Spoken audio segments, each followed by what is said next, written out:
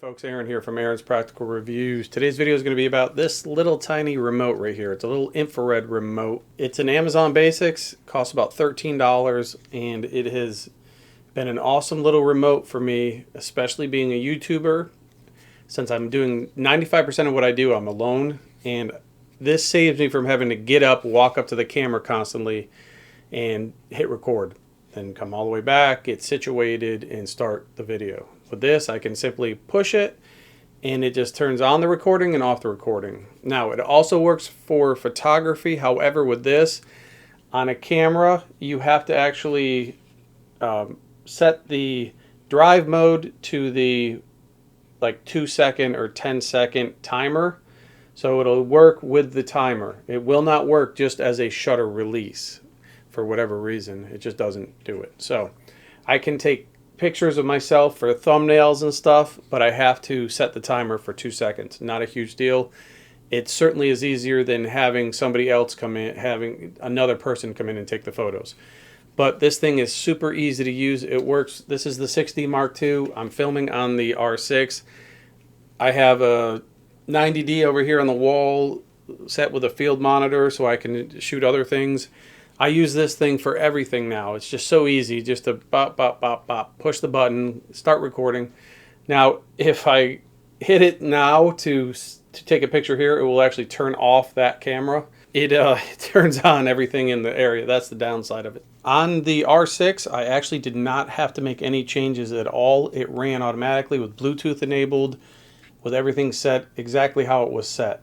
So I didn't have to make a single change on the R6 or on the 90D, but I did have to change that setting and disable Bluetooth on the 6D Mark II. So I'm not sure. Every camera seems to be slightly different. I can't speak for every camera.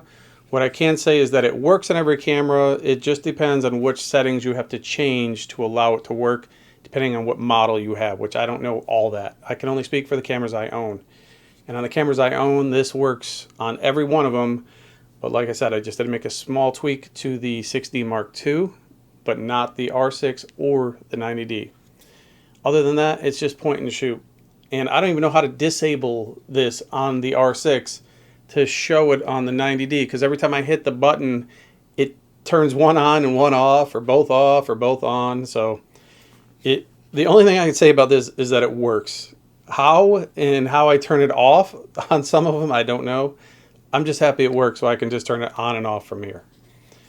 And that's it. So that's awesome. And, you know, Canon Connect is another way you could do it, like I've shown in a ton of different videos. But I like to use my cell phone more and more now while I'm shooting videos, especially if it's like a pretty complex item and there's specs that I want to look up as I'm filming. I don't want to have to go back and forth turning off Canon Connect, looking up what I need, and then turning it back on. And so this just makes life so much easier. That's all. The convenience, super convenient, super easy, and it works. This has turned into a must-have for me. I take it everywhere now, and I can just set the camera up, stop, start. And look, if you're like me, I'd screw up more footage here than I get right. So super convenient, super easy to use. Different brands, I don't know how it works with them. I don't have other brands. But with all my Canon cameras that I use, it works. So that's it. Thanks for watching. Subscribe. And I'll just link this. It's pretty cool. Time saver.